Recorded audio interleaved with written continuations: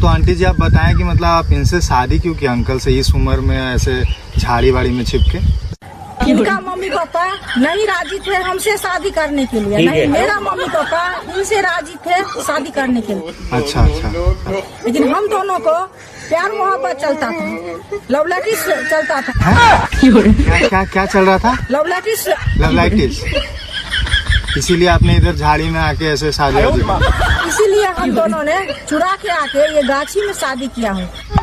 सही सही किया, सही किया। हमको सिर्फ फांसी का सजा चाहिए।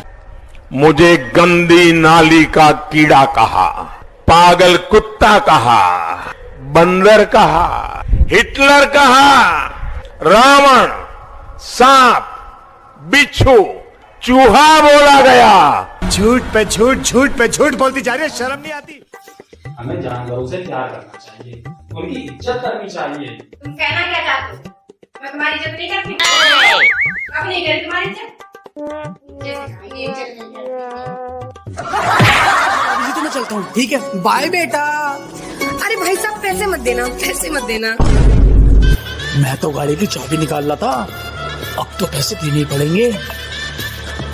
कोई बात नहीं, बच्चा कुछ खा लेगा, खा लेगा। अरे भाई साहब 500 मत देना, 100 बहुत है इसके लिए तो। मैं तो पहले ही 100 का नोट दे रहा था, अब तो 500 देने पड़ेंगे। कोई बात नहीं, बच्चा कुछ खा लेगा बच्चा। ये लीजिए, लो बेटा। अरे भाई साहब कोई बात नहीं।